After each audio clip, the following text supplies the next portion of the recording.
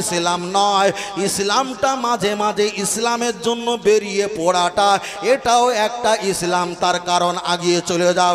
আল্লাহ নবী দুনিয়াতে ধর্ম প্রচার যখন করছিলেন, আমার আল্লাহ আবু বাক্কারকে ইমানের কলেমা পড়ালেন। আল্লাহ নবীর কাছে এসে আবু বাক্কার হুজুর কলেমা পড়ে ইমান আনলেন। আবু বাক্কার হলো একটু নরম গোছের মানুষ, ঠান্ডা মেজাজের মানুষ, খুব নরমাল মানুষ, খুব সাদা সিধা মানুষ। ইসলাম কিন্তু নরমাল দিয়ে চলে না। আমার নবী আল্লাহর কাছে দোয়া করলেন, আল্লাহ হয় আবু জাহেলকে না ওমরকে আমার দলে ঢুকিয়ে দাও।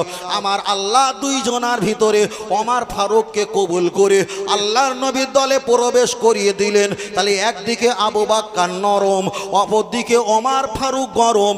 নরম দিয়ে ইসলাম শেষ হওয়া সম্ভব নয়, পরিপূর্ণ হওয়া সম্ভব নয়। গরমেরও প্রয়োজন আছে বলে আমার আল্লাহ আবু জাহেলকে হটিয়ে গরম ওমরকে নবীর দলে প্রবেশ করিয়ে ইসলামটা জয় জয়াকার করিয়েছে। আর একটু জোরে হবে না? এবার বলে ইসলাম প্রথম ছিল কি দিয়ে? নরম দিয়ে। তো আর লাস্টে এসেছিল কে? ফারুকে আজম। গরম না নরম? গরম। এখন ইসলাম তো পরিপূর্ণ হয়ে গেছে নরম দিয়ে। এবার গরম করবে না নরম করবে? বোঝাতে পারিনি? এখন গরমে চলবে না নরমে? নরমে হলেই শুয়ে পড়তে হবে না, নরমের খেলা শেষ। কেন? আমাদের মেমোরি ভর্তি হয়ে গেছে। আর নরম না বলে পায়ে ধরে হাট বসানো আর জুতো মেরে চাঁদা তোলা হয়ে গেছে। ও আমার বাতিরা চলেন, আমি আপনাকে বোঝাতে চেয়েছি। লক্ষ্য করে দেখা যায় আল্লাহ নবী একটা হাদিস শরীফে বললেন, ও আমার সাহাবীরা জেনে রেখে দাও, কোনো টুপিওয়ালাকে দেখে হুমড়ি খাবে না যে ইনি মুসলমান, কোনো দাড়ি দেখে হুমড়ি খাবে না ইনি যে ভালো মুসলমান, জুব্বা পাঞ্জাবি দেখে হুমড়ি খাবে না এরা মুসলমান। আল্লাহ নবী একটা মাপকাঠি বলে দিয়েছে, হজ করলে মুসলমান হওয়া যায় না, নামাজ পড়লে মুসলমান হওয়া যায় না, দাড়ি রাখলে মুসলমান হওয়া যায় না, মাদ্রাসা শিক্ষক হলে মুসলমান হওয়া যায় না, মুসলমানদের নেতৃত্ব দিলে মুসলমান হওয়া যায় না। মুসলমান তখন হয় যার হৃদয়ে সর্ব অপেক্ষায় আমার নবীর ভালোবাসা থাকে। ওই ব্যক্তিটা দাড়ি ছাঁটা হলে, টুপি মাথায় না থাকলেও তবু ওই ব্যক্তিটা ইমানদার মুসলমান বলে বিবেচিত করা হয়। আর একটু জোরে বলেন সুবহানাল্লাহ। কিন্তু সমাজের দিকে তাকিয়ে দেখো, তুমি যে ডালটা ধরেছো, এই হুজুর টুপিওয়ালা, দাড়িওয়ালা, জুব্বাওয়ালা, এই হুজুর ভালো হুজুর, ওই হুজুরের ঠ্যাং ধরে আমরা চেপে ধরেছি বাবা। আরে ও গরু তো মোটা অঙ্কের টাকা হলে ও গরু বিক্রি হয়ে যাবে। কথা বোঝাতে পারিনি? ও যে গরু ঠ্যাং ধরেছে এ মোটা অঙ্কের টাকা হলে হুজুর নামিও গরু বিক্রি হয়ে যাবে। কি হবে? কি হবে? বিরাট কিছু। আমি এক বক্তব্য এক সময় করেছিলাম, যাদেরকে আমরা বিশ্বাস করি, যাদেরকে আমরা অতি ভক্ত করি, যাদের কথাটা আমরা একটা কথা বলি আমরা সমর্থক করি, অধিকাংশ তারা চুল্লুখোর আর মাতাল আর টাকা লোভী।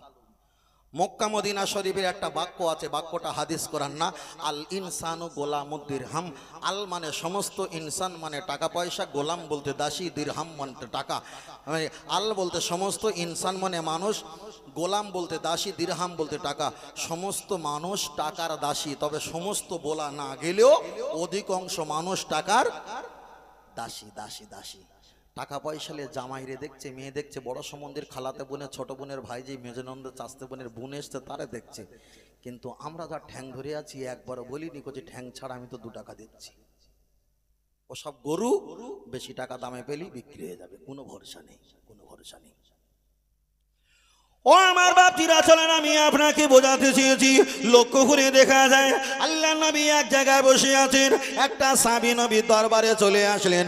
আল্লাহ নবীকে বললেন, ইয়া রাসূলুল্লাহ বাল্লুহুম ইউসাল্লুনা, আমি নামাজ পড়ি, ওয়ায়াসুবুনা, আমি রোজা রাখি, ওয়ায়াহুদ্দুনা, আমি হজ করি, লা ইলাহা ইল্লাল্লাহ মুহাম্মাদুর রাসূলুল্লাহ, মান ক্বালা লা ইলাহা ইল্লাল্লাহ ফাদাখালাল জান্নাহ। আমিও কলেমা বিশ্বাসী, ইমানে মুজমাল, ইমানে মুফাসসাল আমি বিশ্বাসী করেছি। বলেছে আমানতু বিল্লাহ, আল্লাহর উপরে ঈমান এনেছি, ওয়া মালাইকাতিহি, আমি ফেরেশতার প্রতি ঈমান এনেছি, ওয়া কুতুবিহি, সমস্ত কিতাবের উপরে ঈমান এনেছি, ওয়া রাসূলিহি, আমি এবং নবী রাসূলদের প্রতি ঈমান এনেছি, ওয়াল আখিরি, পরকালের প্রতি আমি ঈমান এনেছি, ওয়াল কদরি খায়রিহি ওয়া শাররিহি, তকদিরে ভালো মন্দর প্রতি আমি ঈমান এনেছি। দেখা যায় আল্লাহ নবীকে পরে বললেন মিনাল্লাহি তাআলা আল বাসি বাদাল মাউত, মানুষ মৃত্যুর পরে ইন্তেকাল হয়ে গেলে আবার আল্লাহ জীবিত করবে, তার প্রতি আমি ঈমান এনেছি। হামাদাল ইয়া রাসূলুল্লাহ, হাবিবাল্লাহ, আপনার কাছে আমার একটা প্রশ্ন আছে, আপনি আমার জবাব দিয়ে দেন। আল্লাহ নবী বললেন আনা বুইস্তু মুআল্লিমান আও কামা ক্বালা আলাইহিস সালাম, ও আমার সাহাবী, আমি হলাম তোমাদের শিক্ষক, তোমাদের কি সমস্যা আমার কাছে একটা বার বলো। দয়ার নবীর কাছে সাহাবীটা জবাব দিয়ে বললেন হুজুর, আমার বাড়ির পাশে একটা ইহুদি আছে, ভালো করে শুনবেন, আমার বাড়ির পাশে একটা বেধর্মী আছে, আমার খাজুর গাছ আছে, জোর জবরদস্তি করে খাজুর গাছটা খাজুর পেড়ে নিয়ে চলে যায়, উনি যে বেড়া দেয়, রেলিং দেয়, ভিটে বাড়ি সীমাবদ্ধ করে, ওটা আমার বাড়ি ছাড়া অনেকটা জায়গা চেপে আমার বাড়ির কোল থেকে উনি সীমানা দেওয়া শুরু করে। হুজুর আপনি একটা বার বলেন, আমি ওই ইহুদি বেঈমান কাফের অন্য ধর্মীয় ব্যক্তির সঙ্গে আমি কি ঝগড়া করতে পারি, অশান্তি করতে পারি? আল্লাহ নবী জবাব দিয়ে বললেন আমো আলাহুম, তোমার টাকা পয়সা ধন সম্পদ তোমার উপরে যখন হস্তক্ষেপ করবে, তুমিও তার বাদ বিনিময় প্রতিবাদ করো। হুজুর উনি যদি আইদিয়াকুম, হাত দিয়ে প্রতিবাদ করে, আমি কি হাত দিয়ে প্রতিবাদ করব? আল্লাহ নবী বললেন তুমিও হাত দিয়ে প্রতিবাদ করো। তোমার সঙ্গে যদি ধস্তাধস্তি করে, আমার নবী বললেন তুমিও ধস্তাধস্তি করো। তুমি যদি তাকে মারতে পারো, তোমার সম্পদকে বহাল রাখার জন্য মেরেছো, এতে গোনা হবে না। আর তুমি যদি মারতে গিয়ে মারা যাও, ফি সাবিলিল্লাহি আমওয়াত, তুমি আল্লাহর রাস্তায় শহীদ বরণ করবে। তাহলে যে নবী দুনিয়াতে হায়াত, দুনিয়াতে বেঁচে ছিলেন, সাহাবীদের সমস্যা হচ্ছিল, আল্লাহ নবীর কাছে এসেছে, নবী বললেন তোমার সম্পত্তি কেউ যদি লুট করে, তার সঙ্গে ধস্তাধস্তি শুরু করো, হাত দিলে তুমি হাত দাও, জবান লাগালে তুমি জবান লাগাও, অস্ত্র লাগালে তুমি অস্ত্র লাগাও, তুমি যদি মারতে পারো তোমারও সওয়াব হবে, আর তুমি যদি মারা যাও ফি সাবিলিল্লাহ, আল্লাহর উদ্দেশ্যে তুমি শহীদ বরণ করবে।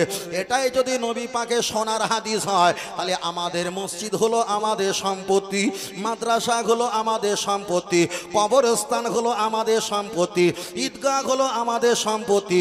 আমাদের সম্পত্তি মানে চলেন একটা হাদিস বলা যাক। আল্লাহ নবী হাদিস শরীফে বললেন আল মুসলিমু আখুল মুসলিমা, তোমার 70 বছর আগের যদি কোনো একটা মুরব্বী দান করে, রসুল বলেছে ওটা আল মুসলিমু আখুল মুসলিমা, তোমার দাদা হতে পারে রক্তগত, আমার কেউ না হলে সেটা আমার ভাই, সেটা আমার ভাই। তাহলে আমাদের পূর্বপুরুষেরা শত শত বছর আগে আমরা গরিব হয়ে রাস্তা যাতে ভিক্ষা না করি, কোটো বাজিয়ে দাতন ফকিরের কান্না বলে বাসে ট্রেনে যাতে ভিক না করি, তার জন্য আমাদের লক্ষ লক্ষ কোটি কোটি করোড় টাকা সম্পদ ওয়াকফে আওলাদ করে দিয়ে গেছে, ওয়াকফে লিল্লাহ করে দিয়েছে, ওয়াকফ সম্পত্তি দিয়ে গেছে। তাহলে কেউ যদি এটা বাউন্ডারি ঘেরা দিতে আসে, আমরা তার প্রতিরোধ করব। মুখ দিয়ে করলে মুখ দিয়ে করব, হাত দিয়ে করলে হাত দিয়ে করব। যদি আমরা জয় করতে পারি, সুপুত্র বলে গ্রহণ হবে।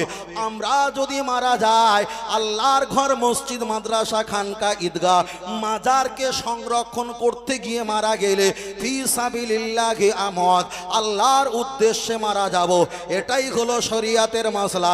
কিন্তু কিছু মূর্খ পাটি, কোনো মূর্খ কিছু টুপিওয়ালা দাড়িওয়ালা মুসলমানের বাচ্চা হয়তো 1 কেজি গোস্ত বেশি খায়, আমি 200 গ্রাম খাই, তিনি হয়তো 1 কেজি খায়। তিনি বলছে না বাবা, আগামী দিন 26 তারিখে ওখানে প্রতিবাদ সভা হবে না, তার কারণ ও গরু মোটা দামে বিক্রি হয়ে গেছে। ঠিক না বে ঠিক? এর বলেন এটা তো কোনো রাজনৈতিক না, কোনো রাজনৈতিক না, এটা হলো আমাদের সম্পত্তি। আপনাদের কি পাড়া পড়ছে এটা? কালীনগর। আমার কাছে মাল রয়েছে ভাই, দেখে বলছি। আপনাদের কালীনগর পশ্চিম পাড়া ঈদগাহ, ঈদগাহ যদি সরকার নিয়ে নেয়, আপনার এখানে 5টা করে সিভিক পুলিশ দিয়ে দেবে, এ পাড়ার ছেলে দেবে না, 50 কিলোমিটার দূরে অপরিচিত ব্যক্তি ছেলে এখানে 5টা দিয়ে দেবে, আর ফোন নাম্বার দিয়ে দেবে, নামাজ পড়লে শুধু কল করবি, 1 কল। কথা বোঝাতে পারিনি? আপনি ঈদগাহ নামাজ যদি না পড়তে পারেন, কোথায় পড়বে? কোথায়? মসজিদে। মসজিদেও 5টা সিভিক পুলিশ দিয়ে দেবে। নামাজ পড়েন কোথায়? বাজারে। শুধু রুল চাঁচা আছে, গাড়ির ছিটের তলায় সাজানো আছে। নামাজ পড়বেন কোথায়? নামাজের পাটি হাতে থাকবে। রসুল বলেছে ফি আখিরি জামানি, সেই জামানায় আমার উম্মাতের হাতে নামাজের মাসাল্লা থাকবে, কিন্তু নামাজ পড়ার সুযোগ পাবে না। খোদার কসম সেই দিন চলে আসছে, ঠিক না বেঠিক? নামাজের মাসাল্লা হাতে থাকবে, মসজিদের ব্যাটারিতে চার্জ থাকবে, কারেন্ট থাকবে, লাইট জ্বলবে, টুংটুঙি আওয়াজও হবে, কিন্তু আল্লাহু আকবার বলার অধিকার থাকবে না, না, না। ফের বলছি, কোন ব্যক্তি আমাদের কেউ নয়, আমাদের একমাত্র আল্লাহ আর নবী ছাড়া আপন বলতে আমাদের কেউ নেই। এই যারা তোমাকে অসুবিধা করছে, এরা তো সব বেশিরভাগই নারীবাজির কথা, ঠিক না বেঠিক? ও মেয়ে লোক পাবে দীঘায় একটা হোটেল আর একটা ফ্ল্যাট নিয়ে করে শুয়ে থাকবে, টাকা পাবে, এসি গাড়িতে ছুটবে। আমার আপনার চিন্তা করবে? ও তো বছরে একবার নামাজ পড়তে আসে। কবার?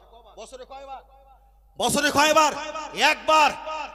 একবার নামাজ পড়তে আসবে, তাও হারাম করে টুপি জোতেন, একটা হাজি রুমাল মাথা বেঁধে নেয়, ওই হাত রুমাল মাথায় বেঁধে নেয়, মসজিদে আসবে। যে বছরে 2বার নামাজ পড়তে আসে, বড় পীর সাহেব হুজুর একটা মশলা বলে, কি মশলা জানো?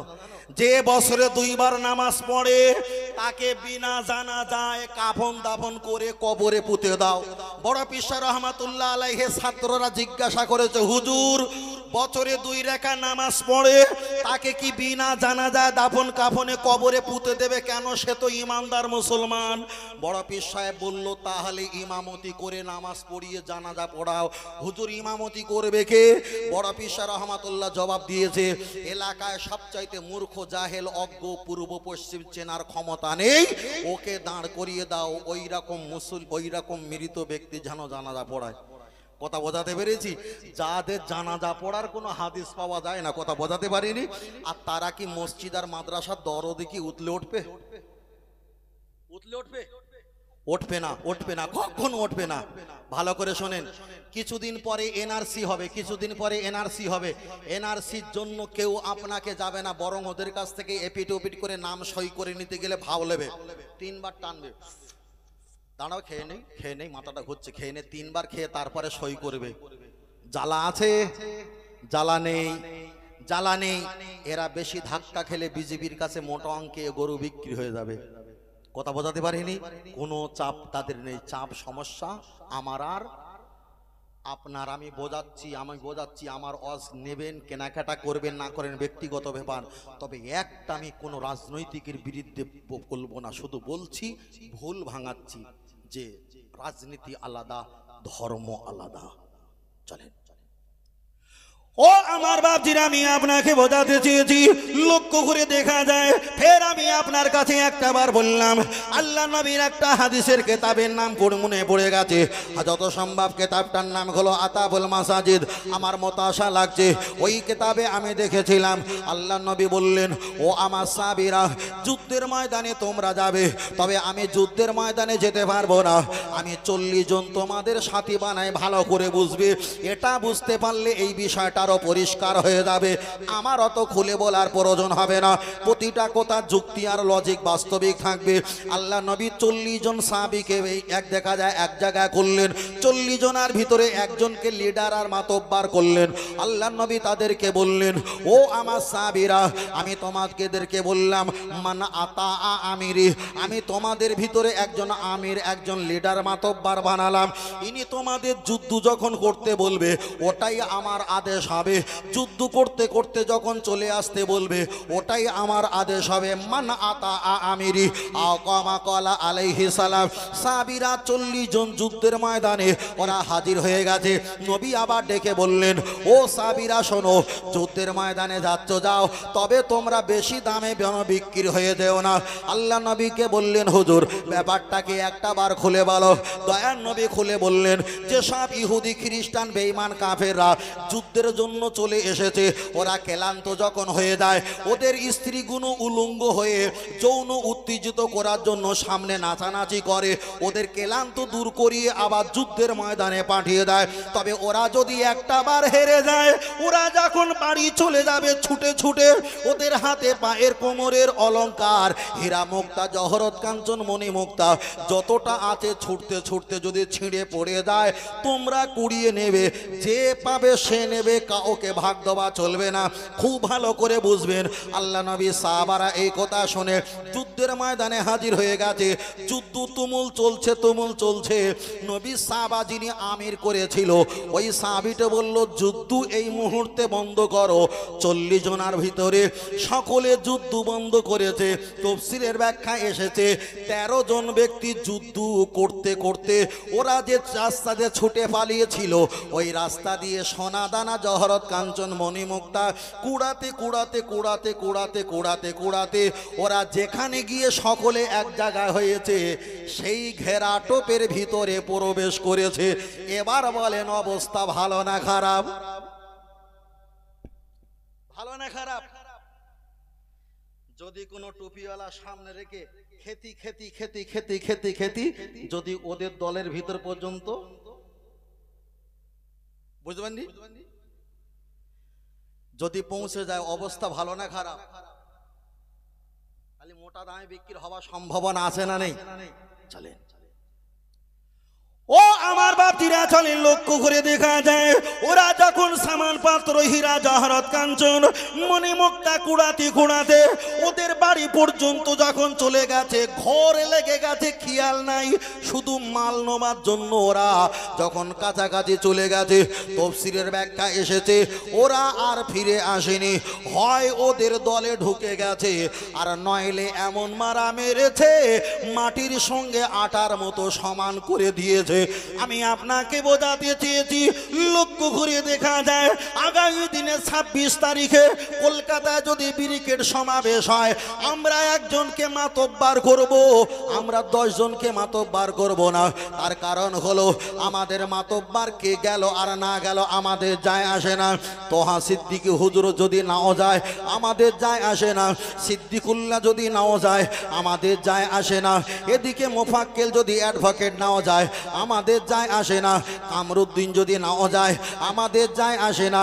এদিকে যত দেখা যায়, আরো যত দামি দামি ইসলামিক স্কলার যারা দায়িত্ববান আছে, এরা যদি না যায়, আমাদের যায় আসে না।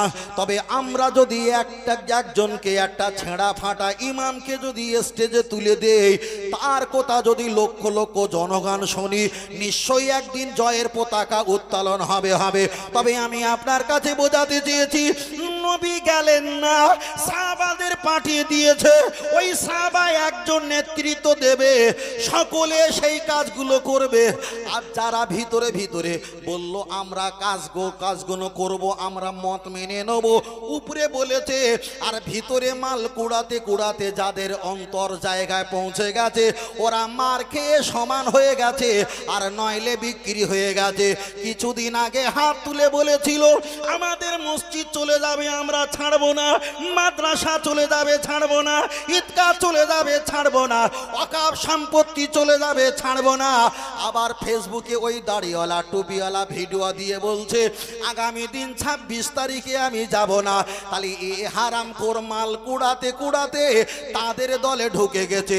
হয় বেঈমান হয়ে যাবে, আর না হয় ইসলামের ক্ষতি করবে। কথা ঠিক না বেঠিক? তাই আমি আপনাকে বলছি, কোন টুপি দেখে মুসলমান বলে পাগল হলে হবে না, দাড়ি দেখে মুসলমান বলে পাগল হলে হবে না, জুব্বা পাঞ্জাবি দেখে মুসলমান বলে পাগল হলে হবে না।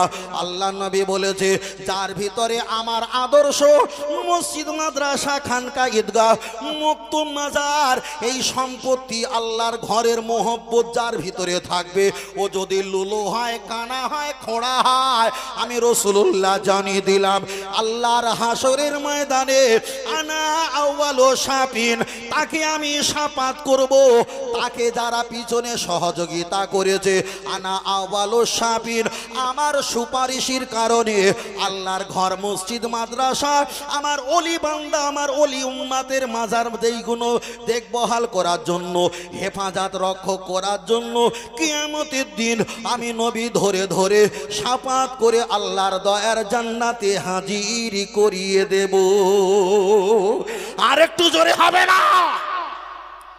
ফের বলছি, সবচাইতে যত হাঁস আছে সবচাইতে লম্বা পেন একটা হাঁস থাকে না, মুখটা উঁচু, ওই হাঁসটার নাম কি?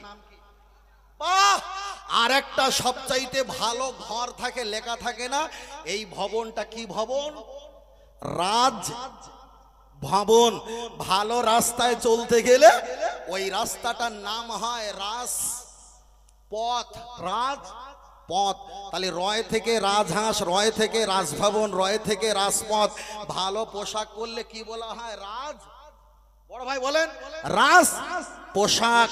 ভালো খানা খেলে কি বলা হয়? রাজখানা কিংবা রাজভোগ বলা হয় না? হয় না? তাহলে রাজখানা কিংবা রাজভোগ। আর বলি বলি বলি বলি বলি চলেন। তাহলে ভালো রাস্তা হলে রাজপথ, ভালো ঘর হলে রাজভবন, রাজভবন, ভালো পোশাক পরলে রাজপোশাক, ভালো খানা খেলে রাজখানা। আর যে ঘর গাঁথা মিস্ত্রি কাজ করে ওকে কি মিস্ত্রি বলে?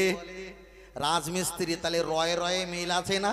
তাহলে রাজখানা, রাজভবন, রাজপথ, রাজপোশাক, রাজমিস্ত্রি।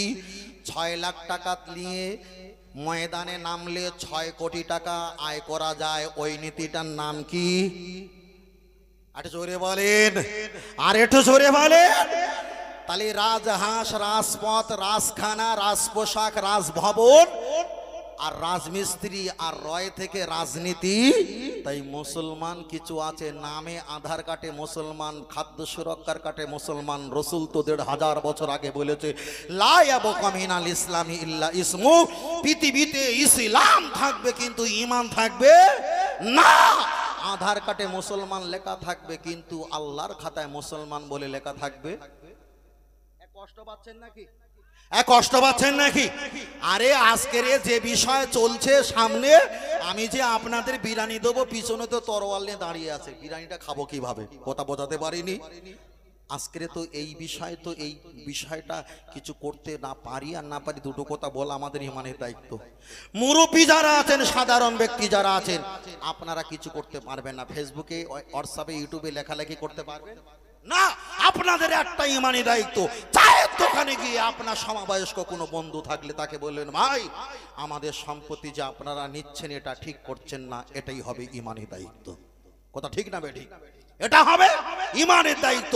রাসূল বলেছেন, তোমার সামনে যদি খারাপ কাজ হয়, তোমার সামনে যদি শরিয়াত বিরোধী কাজ হয়, মান রাই মিনকুম মুনকারান ফালিয়ুগাইরু বিয়াদিহি, তারপর তুমি হাত দিয়ে প্রতিবাদ করো। আমরা হাত দিয়ে প্রতিবাদ করতে পারবো না। পরে বলা হয়েছে ফাইল্লাম ইয়াস্তাতি ফাবি লিসানি, তুমি জবান দিয়ে অন্তত প্রতিবাদ করো।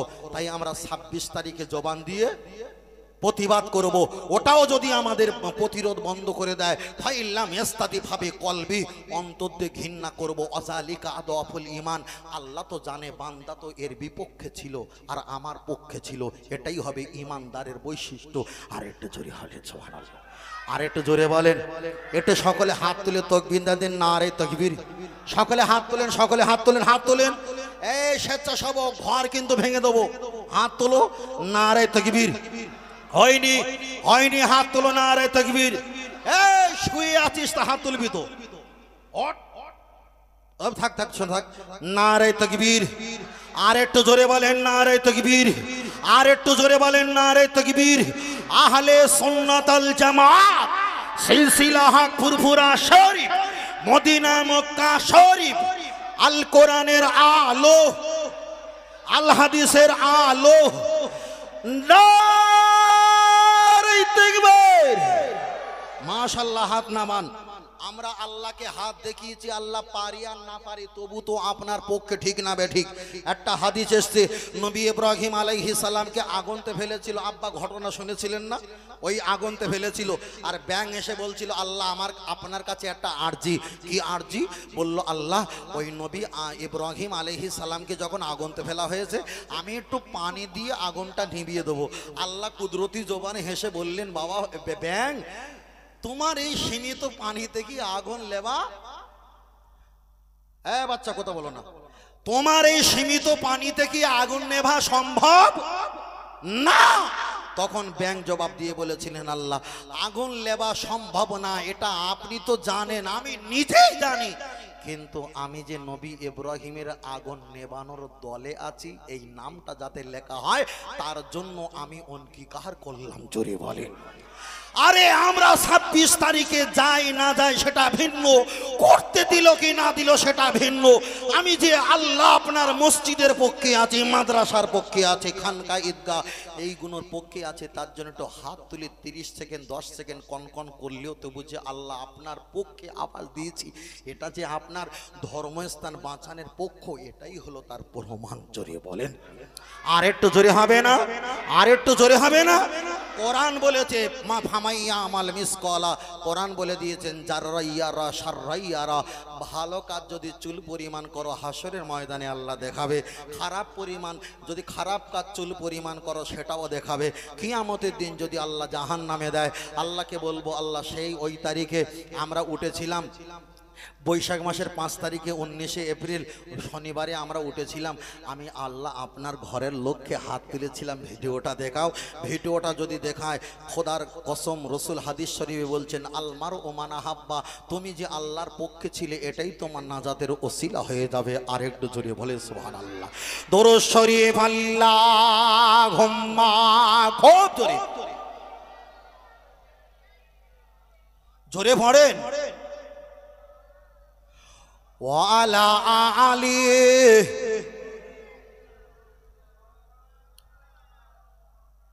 অসুবিধা হচ্ছে নাকি? অসুবিধা হচ্ছে? বড় ভাই অসুবিধা হয় না তো? আবার একটা নতুন খবর শুনেছেন, বলবো নাকি? ভারতবর্ষে যত মানুষ ধনী আছে তার ভিতরে একটা ধনীর নাম বলেন আপনারা, একটু বলেন বলেন। বড় ভাই আপনি বলেন একা।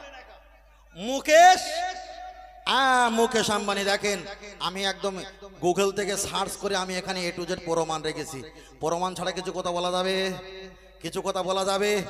কথা বলা যাবে না। তার বাড়ি হলো মুম্বাই শহরে। কোথায় বাড়ি? মুম্বাই শহরে। বাবা 2002 সালে যে ঘরটা করেছে, 2002 সালে ওই ঘরটা বিক্রি করা হয়েছিল। কেউ বলেছেন জমি মালিকের, কেউ বলেছেন অকাপ সম্পত্তি, কেউ বলেছেন না আমি কিনেছি আমার দলিল আছে। তিনজনার গুতুগুতি, এখন বিচার শুনানি চলছে।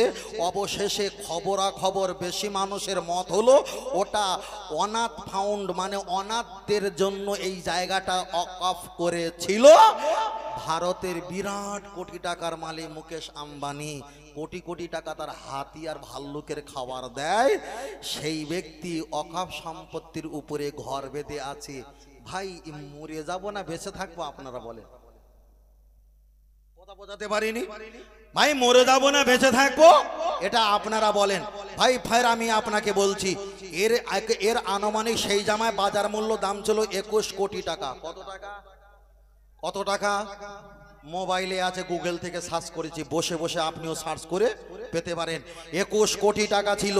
ফের বলছি 2004 সালে আনুষ্ঠানিক অনুমোদন পায়। 2004 সালে ওটা আনুষ্ঠানিকভাবে ওই জায়গাটা দখল করে নেয়। তারপরে আমি আপনাকে বলছি ওই জায়গাটা রেকর্ড করা হয় প্রতি মাসে 16 কোটি টাকা করে, 16 লাখ টাকা করে ভাড়া দেওয়ার কথা বলেছিল। কত করে? 16 লাখ টাকা করে। এমন করে হতে হতে হতে হতে হতে হতে শেষ পর্যন্ত বোম্বে হাইকোর্টে জনস্বার্থ মামলা করেন, সেটা হলো ওয়াকফ বোর্ড। বলেন আলহামদুলিল্লাহ। আর একটু জোরে বলেন আলহামদুলিল্লাহ। ফের আমি আপনাকে বলছি, এই যে ঘরটা করেছে আন্টিলিয়ার মূল যে বিলাসবহুলতা ঘর করেছে, 27 তালা বিশিষ্ট। কত তালা? কততলা? 27 তলা, A to Z তার নাম নক্ষত্র সব আমি ডাউনলোড করে নিয়েছি দেখানোর জন্য।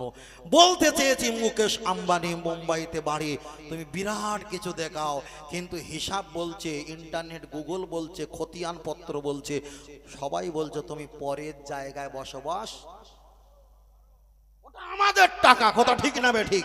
কলকাতা যে মনুমেন্ট আছে ওটা আমাদের জায়গা, কলকাতা যে গ্রিন পার্ক রয়েছে ওটা আমাদের জায়গা, কলকাতা ধর্মতলা বাস স্ট্যান্ড ওটা আমাদের জায়গা, কলকাতায় যেটা ব্রিগেড যেটা ময়দান রয়েছে ওটাও আমাদের জায়গা, কলকাতার চিড়িয়াখানা ওটা আমাদের জায়গা। জোরে বলেন, আর একটু জোরে হবে না? কলকাতা যেটা ওই যে নতুন তালা যে বিল্ডিং করেছে হাইকোর্ট, পুরনো বিল্ডিং আছে, নতুন বিল্ডিং আছে না, বাম সাইডে নতুন বিল্ডিং, দুটো বিল্ডিং ওটাও আমাদের জায়গা। ফের আমি বলছি মুসলমানেরা গরিব নয়, মুসলমানেরা ধনী, বরং আমাদের সম্পদ আপনারা খেয়েছো, আমরা আপনাদের কাছে ভিক মাংবো না, আমাদের মাল আমাদের ফেরত। কথা বোঝানি জি? আচ্ছা, সব তো বলা যায় না বড় ভাই, তবে আমরা তো সকলে জানি নেটের যুগ, কথা ঠিক না বেঠিক? ফের আপনাকে বলছি বাবা, এটা শুধু মুকেশ আম্বানি খায়নি, আমি চাইলে গুগল থেকে আরো দেখাতে পারি, আমাদের মতো মুসলমান হারামখোরের বাচ্চা লুচ্চা হারামি, সেও আমাদের এই অকাব্যটে সম্পদের উপরে ঘর বেঁধে আছে। তারাই বলছে যদি কিছু করতে চাও তোমরা দিল্লি যাও, এখানে করো না। কেন? এখানে করলে ওর মেটে হাঁড়ি, চালের হাঁড়ি লাথি ভাঙা পড়বে, ঠিক না বেঠিক? আমি বুঝি না, হারে তিনটে পাটার বাপ হয়েছি, এখনো কিছু বুঝি না। আল্লাহ আকবার, আল্লাহ। চলেন আমি আপনাকে বোঝাতে চেয়েছি, আমার কথাটা খুব ভালো করে বুঝবেন। ও বাপজিরা, লক্ষ্য করে দেখা যায়, একদিকে আমরা দেখতে পাই মুসলমানদের মসজিদ উত্তরপ্রদেশে, ওখানে অন্য পতাকা ওরা মসজিদে টাঙিয়েছে, পুলিশ কিন্তু নীরব, পুলিশ কিন্তু নীরব। আমি আপনার কাছে বোঝাতে চেয়েছি, মাদ্রাসা ঢুকে বড় হেসো নিয়ে যেটা গরু জবাই করা ছুরি, ওই ছুরি নিয়ে বাচ্চাদের কপিয়ে কপিয়ে হত্যা করেছে, তখনও কিন্তু মানুষ কিন্তু নিস্তব্ধ হয়ে আছে, কোনো বাদ বিনিময় প্রতিবাদ করলো না।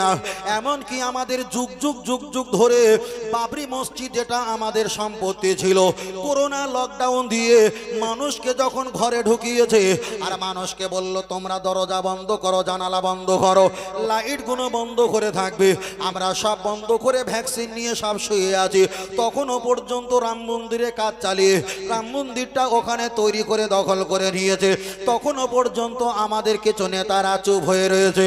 ও বাপজিরা, আমি আপনাকে বোঝাতে চেয়েছি, ভালো ভালো মুসলমানদের মেয়েকে ওরা ধরে নেওয়া, অ্যারেস্ট করার নাম করে পুলিশগুলো, অফিসারগুলো সেখানে তারা নির্যাতন চালায়, সেখানে ব্যভিচারিয়া জুলুম করে, ওরা হারামজাদা বাচ্চা পর্যন্ত ওখানে উৎপন্ন করছে, তখনও পর্যন্ত আমরা চুপ হয়ে আছি।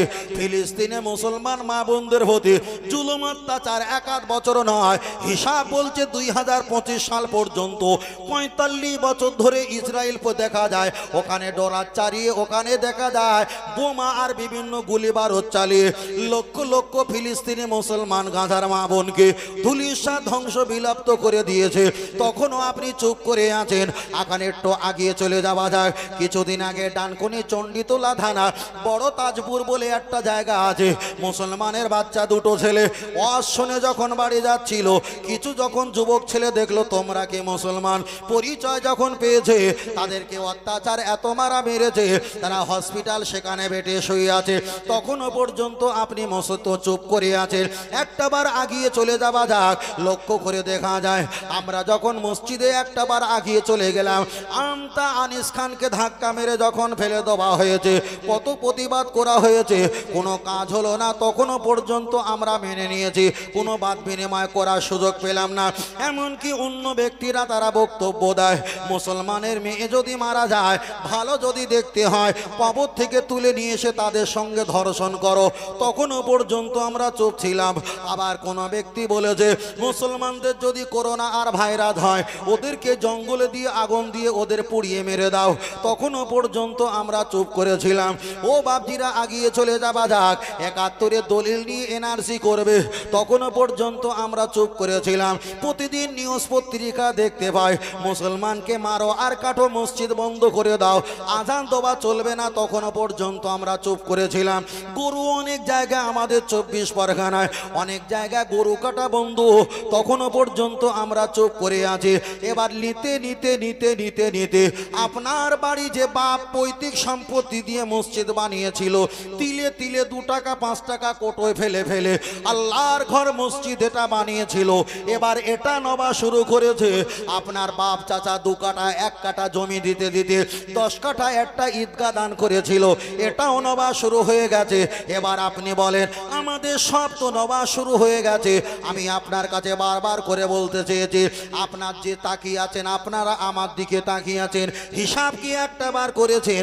এই আপনার চোখের লেজ নরেন্দ্র মোদী প্রধানমন্ত্রীর অ্যাকাউন্টে জমা আছে, আপনার যে আঙুলের ফিঙ্গারিং লেন এটাও কিন্তু তার কাছে জমা আছে, আপনার পায়ের ছাপ এটাও তার কাছে জমা আছে, আপনার ফেস ওয়াইস এটাও তার কাছে জমা আছে, আপনার জমি জামা তার কাছে জমা আছে, আপনি কোভিড-19 নিয়েছিলেন কি না এটা পর্যন্ত তার কাছে জমা আছে, আপনাদের মসজিদে এলাকায় কতটা হাওড়া জেলায় মসজিদ এটাও তাদের কাছে জমা আছে, আপনার বাড়ি কটা ছেলে মেয়ে এটাও তাদের কাছে জমা আছে, আপনি কি কাজ করেন এটাও জমা আছে, কত টাকা আয় করেন এটাও জমা আছে। ফের আমি আপনাকে বোঝাতে চেয়েছি আপনি কি খাচ্ছেন এটাও তাদের কাছে জমা আছে, তবে একদিন আমাদের খাবার প্রতি হস্তক্ষেপ করবে। বাবাজির আমি আপনার কাছে বোঝাতে চেয়েছি, আমার কোথায় আপনারা রাগ করবেন না, আমার কথা গোসা হবেন না। আমি আপনার কাছে একটা বার করে বলতে চেয়েছি, আজ থেকে 15 দিন আগে একটা ভিডিও দেখছিলাম, উত্তরপ্রদেশে একটা ব্যক্তি মারা গেছে, 250 থেকে 300 পুলিশ চলে এসছে, মাইয়েতকে আর মাটি দিতে দেবে না, বাড়ির পরিবারগুলো অলাইভে এসে হাও হাও করে কাঁদছে, তোমরা প্রতিবাদ করো, আমার বাপ মারা গেছে, এই কবরস্থানে আর মাটি দিতে দেয় না, ওটা দখল করে নিয়ে ওটা তো বাবা অন্য কোম্পানির কাছে বিক্রি হয়ে গেছে, বুলডোজার দিয়ে ওখানগুলো মানুষগুলো এক জায়গায় করে ওখানে মাটি খুঁড়ে জিসিবি দিয়ে বড় বড় অট্টালিকা ঘর ওখানে রিস্টোর বানাবে, ওখানে ঘর ভাড়া দেবে, আবাসিক করবে। তাই আল্লাহ নবী একটা হাদিস শরীফে বললেন, ও আমার সাহাবীরা জেনে রেখে দাও, সেই জামানায় আখিরি জামানা সম্পর্কে আমি তোমাদের বলে গেলাম কিয়ামত का कुछ निशाना बता दिया सकता, जब अपने माँ बाप के नाफरमानी करने लगे, যখন দেখবে আব্বা মায়ের সঙ্গে সন্তানেরা যখন দেখা যায় অপমানজনক ব্যবহার করবে, আল্লাহ নবী পরে বললেন গানে বাজনে রঙে কি জিয়াদাতি হয়ে যায়, দুনিয়ার মানুষ যখন গান বাজনা লিপ্ত হয়ে যাবে, আল্লাহ নবী পরে একটা হাদিসের ব্যাখ্যা দিয়ে বললেন দেখা যায় বাড়ি বাড়ি বহু জিয়াদা ঘর ইমারত বানানে লাগে, সেই জামানার মানুষেরা যখন বড় বড় ঘর ইমারত অট্টালিকা বানাতে লাগবে, এটা হবে কিয়ামতের আলামত। নবী আমার শেষে একটা কথা বললেন, বিআলিম और कम आलिम भी जब पेशेबान जाएंगी ये हरगिज का कियामत का निशाना, মানে মূর্খ মানুষ কম্পিউটারে বসে থাকবে, বড় চেয়ার সেজে আর সিগারেট নিয়ে বসে থাকবে, আর শিক্ষিত মানুষ বাবু বাবু বলে টিপ দাও সই দাও বলবে। রসুল বলেছে এটা হলো কিয়ামতের নিশানা। তবে আমরা যাদেরকে বাবু বলি এরা বাবু হবার যোগ্য নয়, আমরা যাদেরকে স্যার বলি এরা স্যার হবার যোগ্য নয়, কিন্তু সমাজ তাকে বানিয়েছে এ আলামত ভালো না, এটা কিয়ামতের আলামত, কিয়ামতের আলামত। চলেন আমি আপনাকে একটাবার বলি, নবী আমার হাদিস শরীফে জানিয়ে দিলেন আন্নিসাউ হাবালাতি শায়াতিন আও কামা ক্বালা আলাইহিস সালাম, নারীরা হলো শয়তানের জাল, শয়তানের জাল। চলেন আর একটা হাদিস বলা যাক, আল্লাহ নবী হাদিস শরীফে বললেন আন্নিসাউ নিসফুল আকুল আও কামা ক্বালা আলাইহিস সালাম, নবী বললেন পুরুষদের যদি 1 টাকা জ্ঞান হয়, নারীদের হলো অর্ধেক জ্ঞান, অর্ধেক জ্ঞান। পৃথিবীর জমিনে যদি নারীদের অর্ধেক জ্ঞান হয় তাহলে অর্ধেক ওয়ালা হলো মূর্খ, আর 1 টাকা জ্ঞান হলো শিক্ষিত ওয়ালা, তাহলে মূর্খ মানুষ কখনো আপনাকে শান্তি দিতে পারে না, পারে না। আর একটাবার আগিয়ে চলে যাওয়া যাক, আল্লাহ নবী হাদিস শরীফে বললেন ও আমার সাহাবীরা জেনে রেখে দাও, আল্লাহর কোরআনের আয়াত দিয়ে বললেন হুন্না লিবাসুল লাকুম ওয়া আনতুম লিবাসুল লাহুন্না, তোমাদের স্ত্রী তোমাদের গায়ের পোশাকের মতো, তোমাদের লেবাস তোমাদের পোশাক। স্ত্রীরা হলো দুর্বল আর স্বামী হলো সবল, দুর্বল যখন বিপদে পড়ে সবল ব্যক্তিরা ওদেরকে গাইড করে। তার একটাই উদাহরণ, আপনার এলাকার ছেলেরা কোনো ব্যক্তি যদি বাইক চালায় 40, 50, 60 গতিতে বাইক চালায়, একটা ছাগলের বাচ্চা, মুরগির বাচ্চা, কুত্তার বাচ্চা যদি রাস্তায় পড়ে, যত গতিতে যাক না কেন ওই বাচ্চাটা দাঁড়িয়ে যায়, দাঁড়িয়ে যায়। তাই মায়েরা হলো দুর্বল, পুরুষরা হলো সবল। পুরুষদের কাছে যখন নারীরা চলে আসে ওদেরকে আদর যত্ন করে রেখে দেয়। তবে এতটুকু খেয়াল করে রাখবেন, পৃথিবীর জমিনে নবী আমার হাদিস শরীফে বললেন, ও আমার সাহাবীরা, খবরদার তোমরা কোনো মহিলাকে মাথায় তুলবে না। তার কারণ হলো স্বামী হলো একটা লিডার, আর বাড়ি হলো মেম্বার হলো একটা মহিলা। আল্লাহ নবী একটা হাদিস শরীফে বললেন, ও আমার সাহাবীরা জেনে রেখে দাও, ইন্নাল জান্নাতা তাহতা আকদামা উম্মাহাতিকুম আকামা ক্বালা আলাইহিস সালাম। তোমাদের জান্নাত খানকা ঈদগাহ মুক্ত মসজিদে নয়। তোমাদের জান্নাত যদি থাকতে হয় তোমাদের মায়ের কদমের তলায় থাকতে হয়। আজকে রাজনীতির মোহরের দিকে তাকিয়ে দেখো, হুজুরের স্ত্রীগুলো রাজনীতিতে চলে যায়, মাথায় কাপড় নেই, ঘোমটা নেই, কিছু নেই, অপুরুষ ব্যক্তির সম্মুখে তারা বক্তব্য করে, সেখানে গিয়ে দুটো আঙুল দিয়ে ফটো তোলা হয়। আমি আপনাকে একটা কথা বলছি, আপনার বয়স হয়তো 40 বছর 50 বছর, হয়তো আপনি 30 বছর বাঁচবেন। আল্লাহকে ভয় করেন, দুনিয়াতে ধর্ম পালন করেন। এ পৃথিবী অশান্তি এটা কিয়ামত পর্যন্ত থাকবে। তবে যতদিন বেঁচে থাকবে আল্লাহ আর নবীর হুকুমের নিয়মটা আমাকে আপনাকে পালন করে যেতেই হবে। নবী আমার একটা হাদিস শরীফে বললেন, ও আমার সাহাবীরা জেনে রেখে দাও, সেই জামানায় একটা হাদিস বললেন, লা তাকুমুস সাআ কামা ক্বালা আলাইহিস সালাম। আমি নবী মুহাম্মদ সাল্লাল্লাহু আলাইহি ওয়াসাল্লাম বললাম, সেই জামানায়, আখিরি জামানায় আমার আল্লাহ কিয়ামত ততদিন পর্যন্ত দেবে না যতদিন না পর্যন্ত এক শ্রেণীর উম্মাত দলে দলে ঠাকুর পূজা না করে বেঈমান যতদিন না হবে ততদিন পর্যন্ত আমার আল্লাহ কিয়ামত দেবে না। হাদিসটা যখন পড়েছিলাম আজ থেকে 2 মাস আগে, মাথার খোলে কল্পনা আর জল্পনা শুরু হয়। নবী বলেছে আমার এক শ্রেণীর উম্মাত ওরা ঠাকুর পূজা করে বেঈমান যতদিন না হবে আমার আল্লাহ কিয়ামত দেবে না। কিন্তু 2 মাস আগে এ হাদিসের ব্যাখ্যাটা পেয়ে গেলাম।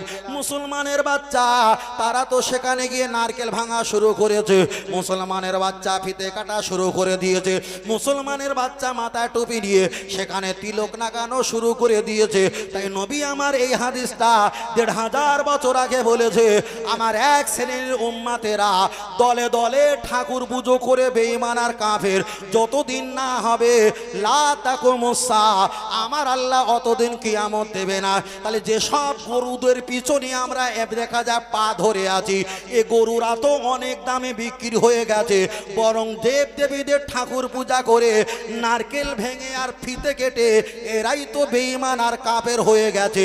এটা আমি বলিনি, খোদ রাসূলুল্লাহ বলেছে। ঠিক না বে ঠিক? যদি বলো না তোর কোন মত্তা হুজুর রয়েছে আমার সঙ্গে 10 মিনিট বসতি বল, কথা বুঝিনি? তোমার কোন হুজুর আছে 10 মিনিট বসতে বলো, তোমার তোলার ওই ঘনঘটিও নাড়িয়ে বাড়ি পাঠিয়ে দেবো। বোঝে না? সব কথা মনে আসছে কিন্তু বেঁকে অন্য জায়গা যাচ্ছে, বাধ্য। কথা বোঝাতে পারিনি? আপনি মনে করলেন যে হুজুর জড়িয়ে যাচ্ছে না, মাকে চড় মেরেছিল, তাই একটা মহিলার কথা বলতে বলতে 30 বছর আগে চড় মেরেছিল, ওই কথাটা এসেছে বলে জড়কে যাচ্ছিল। কথা বোঝাতে পারিছি? এমনি জড়াইনি। ফের আমি আপনাকে বলছি, চলেন ছোট করে বলেন, ফুরফুরা দাদাবি রহমাতুল্লাহ আলাইহিকে আপনারা মানেন না? জি মানেন তো, তাহলে তাকবীর দেন, নারে তাকবীর। দাদা হুজুর রহমাতুল্লাহ আলাইহি হুজুরের ওসিয়াতনামা কারোর বাড়িতে আছে? দাদু ভাই আছে? যদি ওসিয়াতনামা থাকে, ওসিয়াতনামাটা পৃষ্ঠা নাম্বার নেই, চাইলে আমি বলে দিতে পারি পরে। ওসিয়াতনামাতে লেখা আছে, কোনো অন্য ধর্মীয়দের অনুষ্ঠানে যাবা তো দূরের কথা, দূরের কথা মানে ছোঁয়া দূরের কথা, ওই অনুষ্ঠানে আতা, ছবেদা, পেঁয়াজু, আলুর চপ, বেগুনের চপ, পাঁপড়, মুড়ি, মুড়কি, তখনকার সময় মুড়ি মুড়কি হতো না, ওই জন্যই কেতাবে লিখেছে মুড়ি, মুড়কি, কোলা, আপেল, বেদানা, নেশপতি, আম, পেয়ারা, লেবু যাওয়া তো দূরের কথা, ওই অনুষ্ঠানে বিক্রি করাও হারাম। কথা বোঝাতে পেরেছি? কে বলেছে? দাদাবি রহমাতুল্লাহ আলাইহি বলেছে, বশিরাত আল্লামা রহমাতুল্লাহ লিখেছে। তাহলে যে দাদা হুজুর রহমাতুল্লাহ আলাইহি বলেছে ওখানে যাওয়া তো দূরের কথা, এখানে আতা, ছবেদা, আলু চপ, পেঁয়াজি চপ, ঘুড়ি, ঘুগনি, মুড়কি, চানাচুর, চটপটি, আপেল, পেয়ারা, লেবু, কলা, ডালিম, নাশপাতি, বেদানা এগুলো বিক্রি করা পর্যন্ত যদি হারাম বলে, যাবা তো দূরের কথা, সেখানে মুসলমানের বাচ্চা যাচ্ছে, নারকেলও ভাঙাচ্ছে, ফিতিও কাটছে, আবার ফুলের তোড়াও নিচ্ছে, আবার তাকে দিচ্ছে, আবার কপালে একটা করে টিপও দিচ্ছে, টিপ না কপালে নিলে আবার হুজুরিটো হাতে লাগিয়ে নিচ্ছে। কথা বোঝাতে পেরেছি? আমি ফের বলছি, ইসলাম কোন ব্যক্তিগত ব্যাপার দিয়ে চলে না। ইসলাম চলে কোরআন আর হাদিস, ইজমা আর কিয়াস দিয়ে চলে। যদি তোমার বাপ যদি এই দোষের আসামি হয়, ইসলাম টান মেরে ফেলে দেবে। তোমার বাপ যদি তেসং, কালো, মূর্খ, জাহেল, অজ্ঞ হয়, যদি ইসলামের পক্ষ হয়, ইসলাম তাকে চুমু খাবে। এটাই হলো ইসলাম। একটু জোরে বলেন। আর একটু জোরে হবে না? আর একটু জোরে হবে না? এটা তকবীর দান না, আরে তকবীর। কষ্ট পাচ্ছেন নাকি? কষ্ট পাচ্ছেন? আরে কষ্ট, জ্বালা, যন্ত্রণা যা হবে 26 তারিখের ভিতরে, এরপরে আর জ্বালা যন্ত্রণা কিছু হবে না, ভুলে যাবে। কথা বুঝতে পেরেছেন? ভুলে যাবে, সব ভুলে যাবে। আমি ফের বলছি, আমি কারোর ব্যক্তিগত ব্যাপারে নিয়ে বলছি না, শুধু এতটুকু বলছি, আমাদের মসজিদের দায়িত্ব ইমানদারের আছে না নাই? আপনাদের এলাকায় মসজিদ আমি চোখে দেখিনি, আসার পরে ভাই যদি একটা খাজুরের ডাল দিয়ে আর বিচুলি, বলেন তো, বিচুলি দিয়ে পলিথিন দিয়ে যেটা মসজিদ যদি করো, এ মসজিদটা দেখে পৃথিবীর সব ইমানদারে এক বাক্যে বলবে আলহামদুলিল্লাহ, সুন্দর হয়েছে, আগামী দিনে আরো ভালো হবে। এটাই বলবে না? বলবে না? যদি 5 তলা মসজিদ দেখে, যে কোনো ইমানদার গিয়ে বলবে খুব সুন্দর হয়েছে। যদি মাটির বেড়া দিয়ে মসজিদ হয়, ফেসবুকে দেখেননি মাটির মসজিদ? দেখেন তো, সেখানে কি খারাপ বলে কেউ? কেউ খারাপ বলে? আরে বলবে না। রাসূল বলেছে, মান বানা লিল্লাহি মাসজিদান বানাল্লাহু লাহু বাইতান ফিল জান্নাহ আও কামা ক্বালা আলাইহিস সালাম। কেউ যদি টাকা দিয়ে, অর্থ দিয়ে, সহযোগিতা দিয়ে, বুদ্ধি শ্রম দিয়ে আল্লাহর ঘরকে নির্মাণ করে, আমার আল্লাহ কুদরতি হাত দিয়ে জান্নাতের ভিতরে তার জন্য স্পেশাল একটা জান্নাতি ঘর নির্মাণ করে দেবেন। জোরে বলেন।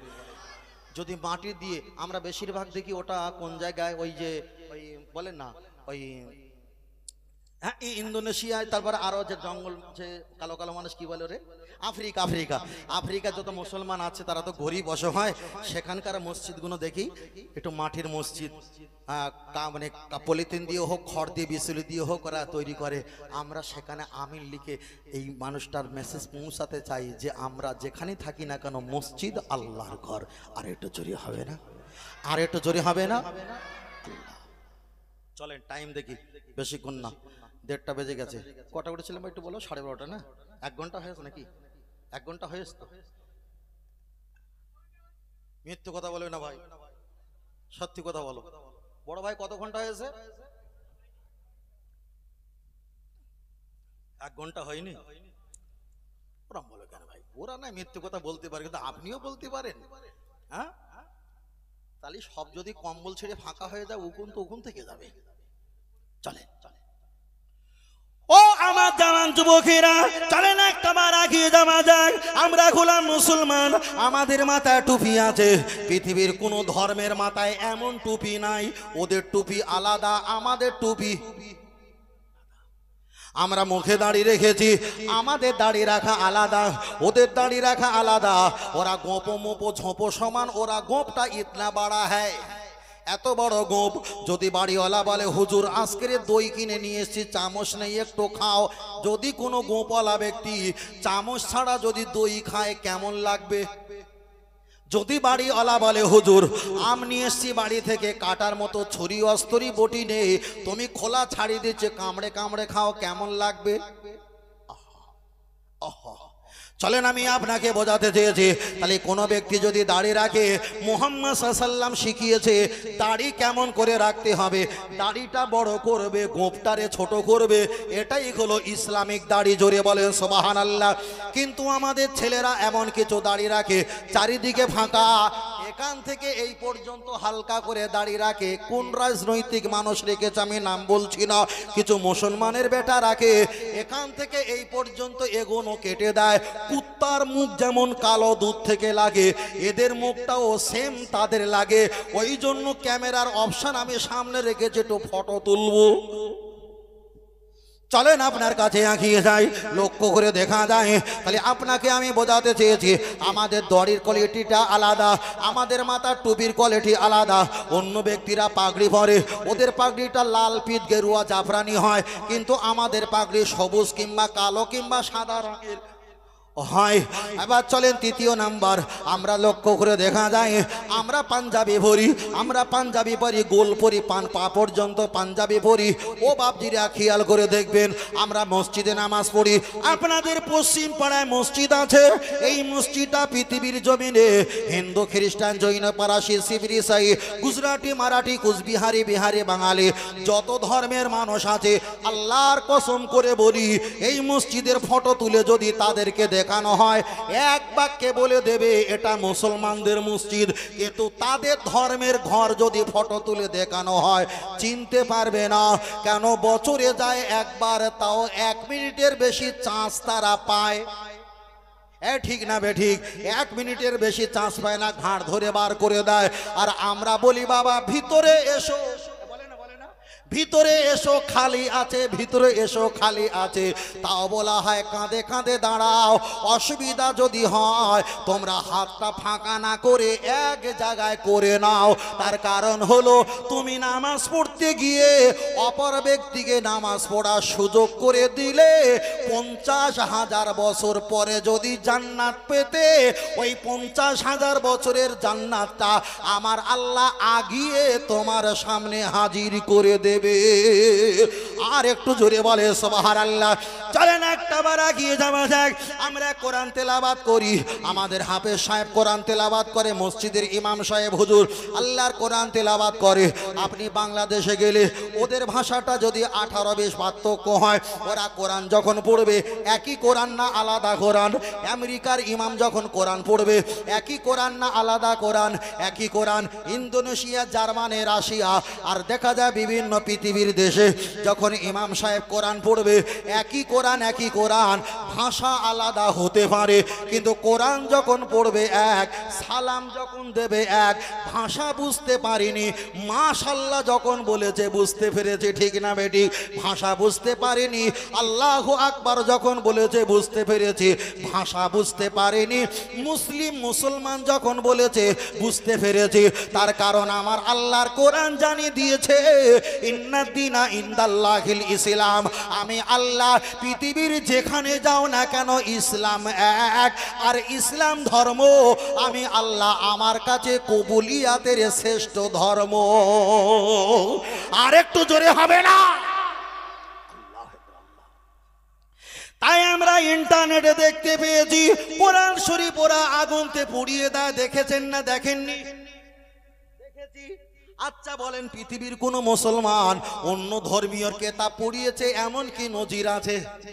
না না, নজির নেই। কেন? ইসলাম বারণ করেছে আমি যদি আমার যদি ভাইয়ের বাপকে গালাগালি দেই, ওই ভাই তো আমার বাপকে গালাগালি দেবে। আমি যদি ওদের ধর্মের প্রতি যদি হিংসা করি, ওরা আমার আল্লাহকে গালাগালি দেবে। ওই জন্য মুসলমান ইমানদার ওরা কষ্ট পেলেও কোনো ধর্মকে কষ্ট দেয় না। কেন? কোরআন শিখেছে লা ইকরাহা ফিদ্দিন, ধর্মের কোনো জবরদস্তি নেই। পৃথিবীর একটা জায়গা দেখাতে পারবে না কোনো মুসলমান হাত ধরে বলেছে লা ইলাহা ইল্লাল্লাহ বল, নইলে তোকে মারবো। পৃথিবীর কেউ বলিনি, কেউ বলিনি, কেউ বলবে না। তার কারণ হলো এটা ধর্ম জোর করতে হয় না, শুধু মোহব্বত, ভালোবাসা, ভালো ব্যবহার দেখাবে, চুমুকের মতো ইসলামের ছায়াতলে হাজির হয়ে যাবে। আর একটু জোরে বলেন। কিছুদিন আগের একটা নিউজ রয়েছে, আমাদের কোনো পত্রিকার নিউজ নয়, তাদের নিউজ পত্রিকা যারা আমাদের এগেনস্টে খবর দেয়, ওতে এসে একজন থানার প্রিন্সিপাল ইন্সপেক্টর তিনি ইসলাম ধর্ম গ্রহণ করেছে। জিজ্ঞাসা করছে কেন করলে? যে মুসলমানদের প্রতি এত জুলুম অত্যাচার করছো, নিশ্চয়ই মুসলমান ধর্ম সত্যি ছাড়া আর পৃথিবীর কোনো বুকে এই সত্য ধর্ম আর নাই। ওই জন্য এত জুলুমের পরে শেষ বয়সে ইসলাম ধর্ম গ্রহণ করতে আমার ইচ্ছা হয়ে যায়। আর একটু জোরে হবে না? মাল রেখেছি ভাই, তাদের ইউটিউব চ্যানেল, আমাদের না। আমাদের এগেইনস্টে প্রতিদিন গালাগালি দেয়। কথা বোঝাতে পারিনি তাদের চলেন আগিয়ে যাই আল্লাহ আল্লাহ ও আমার সোনা মানিকেরা চলেন একটা বার আগিয়ে যাওয়া যাক লক্ষ্য করে দেখা যায় এবার আমি আপনাকে জিজ্ঞাসা করি তাহলে তামাম পৃথিবীর মসজিদ এক আপনার কাছে আর একটা কথা বলি লক্ষ্য করে দেখা যায় পৃথিবীর জমিনে কোরআন শরীফ ওরা পুড়িয়ে দেয় আল্লাহকে জিজ্ঞাসা করি আল্লাহ কোরআন শরীফ ওরা পুড়িয়ে দেয় আমরা কি করব আল্লাহ কোরআন শরীফ ওরা একে 56 বন্দুক দিয়ে গুলি করে কোরআন শরীফ পায়খানা যৌন অঙ্গে লাগায় কোরআন শরীফের পৃষ্ঠার গুলো ছিঁড়ে জুতো লিগে ওরা ব্যবহার করে আমরা দেখেছি কোরআন শরীফ মদ বোতল চুল্লু দিয়ে ঢেলে দেয় কোরআন শরীফ পায়খানা ডাস্টবিনে ফেলে দেয় কোরআন শরীফ ঠাঁটে ওটার জন্য ওরা পামস হিসাবে ব্যবহার করে আল্লাহকে জিজ্ঞাসা করি আল্লাহ কোরআন শরীফ এত অপমান করে আমরা কি এর প্রতিশোধ নেব না আমার আল্লাহ জবাব দিয়ে বললেন ও আমার বান্দা জেনে রেখে দাও ইন্না নাহনু নাযালনা যিকরা ওয়া ইন্না লাহু লাহাফিজুন আমি আল্লাহ কোরআন পৃথিবীর জমিনে পাঠিয়েছি আর কোরআন শরীফ হেফাজতের জন্য পৃথিবীর কোনো বান্দাকে দেই না হেফাজতের দায়িত্ব আমি আল্লাহ কুদরতি নিজের হাতে নিয়েছি আর একটু জোরে বলে সুবহানাল্লাহ আল্লাহকে জিজ্ঞাসা করি আল্লাহ কোরআন শরীফ এতটা পুড়িয়ে দেয় কোরআন শরীফ জ্বালিয়ে দেয় আপনি কিভাবে হেফাজত করবেন আমাদের বুঝিয়ে দাও যাতে ঈমানটা একটু মজবুত হয়ে যায় আমার আল্লাহ ব্যাখ্যা দিয়ে বললেন পৃথিবীর জমিনে আমি আল্লাহ 12 মাসের ভিতরে একটা মাস রমজান মাস দিয়েছি রমজান মাসে কোন মসজিদে 10টা 3টে প্রথম হলো রহমত দ্বিতীয় হলো মাগফিরাত তৃতীয় হলো নাজাত 3টে মাস 3টে 10 তারিখ করে দেখা যায় 3টে ভাগ প্রথম 10 তারিখে একটা মসজিদে খতম হয় দ্বিতীয় 10 তারিখে 20 তারিখে একটা খতম হয় তৃতীয় শেষ দিনে একটা খতম হয় একটা রমজান মাসে 3টে খতম হয় আবার কোন জায়গা 15 দুটো ভাগ করে খতম হয় আবার কোন জায়গা 27 রাত্রি একটা কোরআন খতম করা হয় এমন করে আল্লাহর বান্দা কোরআন তেলাওয়াত করে এই জায়গায় একটা স্টেজ বানিয়েছেন আপনাদের দেখা যায় হাওড়া জেলা এই পশ্চিম পাড়ায় আপনারা স্টেজ বানিয়েছেন এখানে আপনারা বসে আছেন বিভিন্ন ধর্মের মানুষ 3.5 থেকে 4.5 লক্ষ প্লাসের ধর্মের মানুষ হিন্দু খ্রিস্টান জৈন পারাসি শিবির ইসাই গুজরাটি মারাঠি কুচবিহারি বিহারি বাঙালি পৃথিবীর যত ধর্মের মানুষ আছে সব যদি এখানে বসানো হয় আর জিজ্ঞাসা যদি করা হয় যাদের ধর্মের বই পুস্তক মুখস্থ বলবে তার ধর্মের কিতাব থাকবে আর নইলে আগুন দিয়ে জ্বালিয়ে পুড়িয়ে দেওয়া হবে একজন যদি দেখা হয় উনি এখানে ওঠে হং হং কং কং কং কং করে 3 পৃষ্ঠার পরে পালিয়ে যাবে আর একজনকে যদি ডাকা হয় পারানাম শরণাম ব্রহ্মম দ্বাদশ সংশুক্ল পক্ষ সমা সবে মামে আদব্বাম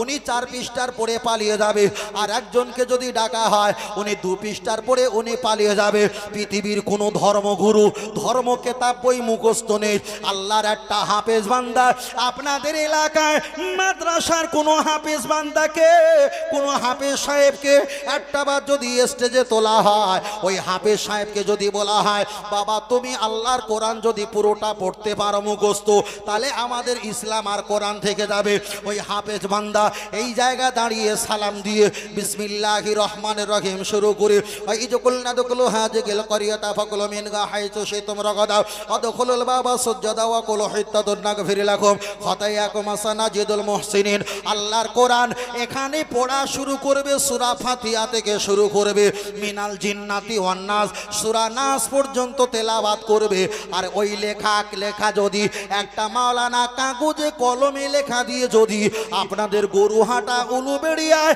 কম্পিউটার প্রেসে যদি দেওয়া হয় একদিনের ভিতরে ওই লেখাটা এক জায়গায় করে আল্লাহর কোরআন পুড়িয়ে যারা দিচ্ছিল জ্বালিয়ে যারা দিচ্ছিল এই হাফেজ বান্দার ওসিলায় আমার আল্লাহর কোরআন পুরো নাই পৃথিবীতে তৈরি হয়ে যাবে আর একটু জোরে হবে না তাই ওরা চিন্তা করেছে পৃথিবীতে যদি কোরআনকে বন্ধ করতে হয় মাদ্রাসাকে কি বড় ভাই বোঝেননি কেন মাদ্রাসায় কোরআনের কারখানা কোরআন যদি পুড়িয়ে দেয় আবার একদিনের ভিতরে কোরআন আমার কথা বুঝতে পারছেন কোরআন যদি পুড়িয়ে দেওয়া হয় ওরা আবার ইন্টারনেটে রেকর্ড করে কোরআন আবার ছাপিয়ে দেবে। তাই কোরআনের মাদ্রাসাটাকে ওরা পাকড়াও করতে যাচ্ছে, এই কারখানাটা বন্ধ করবে, মসজিদে নামাজে ইবাদত বন্ধ করবে, ওখান থেকে ইবাদত করে কবরে গিয়ে জান্নাত পাবে, ওখানে ওটা বন্ধ করবে। ওরা বন্ধ করার পরে মানুষ ওখানে মানুষগুলো সেই আল্লাহওয়ালা বাবার কাছে গিয়ে দোয়া চাইলে দোয়া কবুল হয়, তাই মাজারটাও ভাঙা শুরু করেছে, ওটাও বন্ধ করবে। মাথায় কিছু যাচ্ছে ভাই, বিষয়টা কোন দিকে চলছে? এরা বন্ধ করবে, চক্রান্ত এটা। বাবা তুমি বাড়ি মাছ রান্না করেছো, আমি তোমাদের বাড়ি মেহমান। সংখ্যা লঘু না সংখ্যা গুরু? আমরা সংখ্যা লঘু না সংখ্যা গুরু? পিছনের ভাই কথা বলেন নাকি অশেষ করে দেবো নাকি, না কিয়ামত করে দেবো? কথা বোঝেন না? তকবীর না আরে তাকবীর। অসুবিধা যদি হয় ছেড়ে দেবো, কোনো অশান্তি নয়, কোনো কিছুই নয়। অসুবিধা হচ্ছে বাবা? অসুবিধা নাই তো? তাহলে চিল্লি একবার তকবীরে আবার শুনি অসুবিধা হচ্ছে কিনা। না আরে তাকবীর। ভাই তকবীরে ভাব ভালো, দাদু ভাই সত্যি কথা বলবে, এর নাতির দরদ দেখালি হবে না আজকে। তকবীরে ভাব ভালো, তাহলে আর একবার দেখা হোক। কষ্ট পাচ্ছে নাকি? একটু মজা নিচ্ছি বাবা। নারে তাকবীর। আর একটু জোরসে আওয়াজ উঠাও, নারে তাকবীর, নারে তাকবীর। কটা ছেলেরা আসেনি, ওদের মোবাইল এখানে 80% চার্জ আছে, তো ফ্রি ফায়ার পাবজি খেলে 10% হলেই এখানে আসবে, তার আগে আসবে না। 10% খুব তাড়াতাড়ি শেষ হবে, যেভাবে ওরা আঙুল লচ্ছে এরকম করছে, খুব তাড়াতাড়ি শেষ হবে, বুঝতে পারছি। চলেন, কি কথা বলছিলাম? তাহলে ওরা মসজিদ মাদ্রাসা দখল করতে যাচ্ছে। বলেন, ছোট করে বলেন, যদি আমরা সংখ্যালঘু না সংখ্যা গুরু? বড় ভাই কথা বলেন না কেন? আমরা হলাম সংখ্যা লঘু। সংখ্যা লঘুকার ব্যাখ্যা হলো দুর্বল, সংখ্যায় কম এটা বললে হবে না। এটা বললে, কারণ আমাদের চাকরি নকরি জাজ ম্যানেজার কিছু নেই, আমরা হলাম দুর্বল, আর ওনারা হলো সবল। এবার বলেন, কুটুম বাড়ি যে আসে সে দুর্বল না সবল? আমি বাড়িওয়ালা আর আপনি মেহমান, আমি শক্তিশালী, আপনি দুর্বল, কেন? এটা আমার বাড়ি। এবার বলেন, আপনি মেহমান, তো মেহমান যখন এসছি বলি, ভাই তুমি যখন শক্তিশালী তাই একটু মাছের মাথা আমার দেওয়া। তা বলছে না না, মাছের মাথা দেবো না। তাহলে মাছের একটু টাকা দাও। তা বলছে না, আমার বড় বোন সম্বন্ধে খালাতে বোনে ভাইজি মেনে চাষতে বোনের একটা বোন এসছে, তিনি খাবে, খাক। তার লেজা একটু দেবে। বলছে না না না, লেজা হবে না। তাই মাছের কাঁটা খেয়ে ফেলেস, কোন জঙ্গলে ফেলেস, আমার একটু দাও, একটু বিড়িলের মতো চুপচুপ করে চুষে খাই। বলছে না না না, তাও দেবো না। আচ্ছা, মাছের মাথা দেবে না, লেজা দেবে না, পেটি দেবে না, দাকা দেবে না, মাছের কাঁটাও দেবে না। তা হারামের বাচ্চা, তুই খেয়েছিস, তুই পায়খানা করতে যাবি নি? কথা বোঝাতে পারিনি? পায়খানা করতে যাবে নি?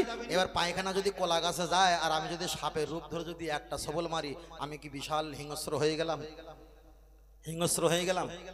আমি বারবার একটা ওয়াজে বলি, ভাই এই যত মশা ঘুরছে না, এর পেটে সব আমাদের বাচ্চা। কথাটা বুঝতে পারেননি? যত মশা ঘুরছে এর পেটে সব কাদের বাচ্চা? আমাদের বাচ্চা। কারণ আমাদের রক্ত খেয়েছে, ওরা বেঁচে আছে, আর আমাদের রক্তের কারণে ওদের পেটে বাচ্চা হয়েছে। এবার বলেন, রক্তটা কার? আমাদের। রক্তটা কার? আমাদের। ওর পেটে যদি বাচ্চা হয়, এখন যার রক্ত তার সন্তান তো। কথা বোঝাতে পারিনি? তার সন্তান তো। তাহলে মশার পেটে কাদের বাচ্চা? আমাদের বাচ্চা আছে তো। এখন আমি আপনাকে বলছি, আমাদের বলছি, মাথা দাও দিল না, দাকা দাও দিল না, আমাদের একটু লেজ দাও তাও দিল না, ওই কাঁটাগুলো দাও তাও দিল না, কিছুই দিল না। যদি আমরা একটুখানি বদমাইশ করে গালাগালি দিয়ে ফেলে আওয়াজ যদি উঁচু করি, আমাদের সন্তান বলা কি ঠিক হবে? কেন? তুমি তো দাওনি, আমি মেহমান, আমি মেহমান, তুমি দাওনি। বারবার করে বলছি, বারবার করে বলছি, বারবার করে বলছি, মেহমানকে আদর যত্ন বেশি করতে হয় আর নিজে কম খেতে হয়। এটাই হলো প্রতি ধর্মের সমন্বয়, ভালোবাসা। কথা ঠিক না বেঠিক? মেহমানকে বেশি খাওয়াতে হয় আর নিজে কম খেতে হয়, এটা হলো প্রতি ধর্মের সহানুভূতি। কিন্তু চলছে চলছে। এবার বলেন, আমরা গরিব না ধনী? ধনী। আমাদের দাম বেশি না দাম কম? দাদু ভাই জোরে বলেন, আর একটু জোরে বলেন। দাম বেশি। আপনাদের এখানে পোল্ট্রি মুরগি কত করে কেজি? 230। জবাই করে বিক্রি করলে কত করে কেজি? 300। আচ্ছা 300 ধরলাম। এখন গোটা হলো কত? 200 টাকা। কথা বুঝতে পারছেন? আর বিসমিল্লাহি আল্লাহু আকবার কাটা হলো কত? 300 টাকা। তাহলে গোটা হলো 200 আর কাটা হলো? কোন মানুষের সঙ্গে কথা বলছে? গোটা হলো 200 আর কাটা হলো? 300 গোটা হলো, জীবিত হলো 200, মৃত হলো 300। তাহলে গোটা হলো 2 আর কাটা হলো 3। আমরা গোটা না কাটা? কথা বলেন, আমরা গোটা না কাটা? কাটা না গোটা? কাটা তো। তাহলে আমরা যদি কাটা হই, এখন বলেন আমাদের দাম 200 না 300? চুপ করে থাকলে হবে না, চুপ করে থাকলে হবে না, 300। তাহলে বলেন আমরা তো গোটা না, আমরা হলাম কাটা। শুধু কাটা না, আমরা হলাম আগুন। কথা বোঝাতে পারিনি? আমরা হলাম আগুন। শুধু আগুন না, আমরা 40 বছর পরে বিয়ে করিনি, আমরা 13-18 বছর বিয়ে করি, তাও সারা বছরে হয়তো বিয়ে করে 3-4টেও করে হয়ে যায়। কথা বোঝাতে পারিনি? এই আমার কথা বুঝতে পেরেছেন? আমরা কি 40 বছর বিয়ে করি? 40 বছর বিয়ে করি না। আমার মা অন্তত গোস্ত রান্না করতে গেলে 1 কেজি গোস্ত রান্না করতে গেলে 250 পেঁয়াজ দেবে, তাতে তো 100 গ্রাম রসুন দেবে। আর আমার আব্বাজি তো ওই রকম হাড় কেপটে মতন মারাত্মক চিল্লাচিল্লি করে, নিয়ে এসে শেষ করে দিয়েছো। তা আমার মা কানে কানে আব্বাজির বলে, এই দেখো এইসব রসুন একটু ঝাল হলদি রসুন মশলা না খেলে কি কচি কাঁচা হয়? আমার কথাটা খারাপ নেবে না কি বলেছি আমি? মায়ে কি কথা বলছি, বুঝলেন না? আমি বোঝাতে চেয়েছি, যারা ফুটপাতে হোটেলে ক্যামেরা করে বলে অমুক দিদির চা বহুত আচ্ছা লাগতা হে, আমাদের তো এঁটো করা ঝুটা পানি রান্না করে খায়, আর আমরা যেটা খাই ওটা যদি খায় 90 বছর দাঁত লেগে পড়ে যাবে। ঠিক না ভাই? ঠিক। তাই ওই চা খেয়ে বলে বহুত আচ্ছা লাগতা হে, তোমরা এটা এসে তো খাও। কথা বোঝেনি? আমি ফের বলছি, আমরা মুসলমান, আমরা কখনো গরিব না, আমরা ধনী, আমরা ধনী, আমরা ধনী। আমরা ভ্যান চালিয়ে 300 টাকা আয় করতে পারি, কিন্তু 270 টাকার গোশও কিনতে পারি। ঠিক না বেটি? কি বলো তুমি? কি বলো? কি বলো? বারবার করে বলছি, ফুরফুরা দাদাফি রহমাতুল্লাহ আলাইহি ছিল একা, টোটাল বাংলা দখল করেছে। মিসলাহ হুজুর পীর কেবলা ছিল একা, টোটাল বাংলা দখল করেছে। খাজা হুজুর ছিল একা, টোটাল বাংলা দখল করেছে। মুহাম্মদ সাল্লাল্লাহু আলাইহি ছিল একা, টোটাল পৃথিবী দখল করেছে। আমরা ছিলাম, আমরা রয়েছি, আগামীতে থাকবো। আমরা আমাদের যারা মারতে আসবে, আমাদের যারা মেরে দিতে আসবে, তাদেরকে ধূলিসাৎ করতে আমরাও পারি। কেন? আমাদের বংশ পরস্পর করে গেছে। ঠিক না বেটি? করে গেছে বাবু।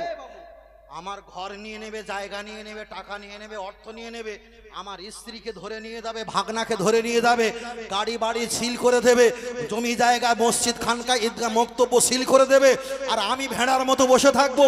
মারা যখন যাব, তবে তাদেরকেও মেরে যাব। এটা যেন খেয়াল থাকে। তুমি যদি আমার মারো, তবে আমি যখন মরবো তোমাকেও মারবো।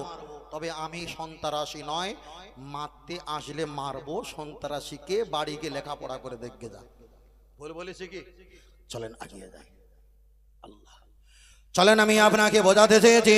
তাহলে একটা হাফেজ সাহেব যদি, এটাই বলছিলাম তো, একটা হাফেজ সাহেব যদি আল্লাহর কোরআন যদি তেলাওয়াত করে, আর ওই কোরআন শরীফটা আল্লাহর হাফেজ বান্দা যদি তেলাওয়াত করে, পুরো কোরআনটা শরীফটা তেলাওয়াত করবে, একদিনের ভিতরে আল্লাহর কোরআন পুরোনায় আবার তৈরি হয়ে যাবে। এটাই বলছিলাম। তাহলে আর একবার জোরে বলেন সুবহানাল্লাহ। বড় ভাই কোথায় যাচ্ছ? বড় ভাই তাড়াতাড়ি আসবে, বিরাট দরকার আছে ভাই, তাড়াতাড়ি আসবে, তাড়াতাড়ি আসবে, চলে এসো। তাহলে কোরআন শরীফে আগুন জ্বালিয়ে লাভ হবে? হবে? হবে না। যদি আগুন দিয়ে ধ্বংস হয়, একটুখানি বলি, যদি আগুন দিয়ে ধ্বংস হয় তামাম পৃথিবীর বিশ্বের বইয়ের দোকান, তবু বিশ্ব থেকে হারাবে না পবিত্র আল কোরআন। তবু বিশ্ব থেকে হারাবে না পবিত্র আল কোরআন। কি করে করবে কোরআন ধ্বংস? আগুনের কি তেজ, আজ বিশ্ব জুড়ে বেঁচে আছে কোরআনের হাফেজ। তারা বাঁচাইবে ইসলামের জ্যোতি, আর বাঁচাইবে কোরআনের মান। তবু বিশ্ব থেকে হারাবে না পবিত্র আল কোরআন। আর একটু জোরে বলে সুবহানাল্লাহ। তবু বিশ্ব থেকে হারাবে না পবিত্র আল কোরআন। পাকিস্তানের যুদ্ধের বিমান সামরিক বিমান দুর্ঘটনায় মরলো ভাই, বিমান পুড়ে ছাই হয়েছে, কোরআন পড়ে নাই। কোরআন যেমনি ছিল তেমনি আছে, একটা পৃষ্ঠার হইল না বিলান। তবু বিশ্ব থেকে হারাবে না পবিত্র আল কোরআন। নারে তাকবীর। আমরা কোরআনকে চাই না, চাই না, চাই না, চাই না, চাই তো। তাহলে আমরা যতদিন বেঁচে আছি মসজিদকে চাই না, চাই না, মাদ্রাসাকে চাই না, চাই না, খানকা ঈদগাহকে চাই না, চাই না,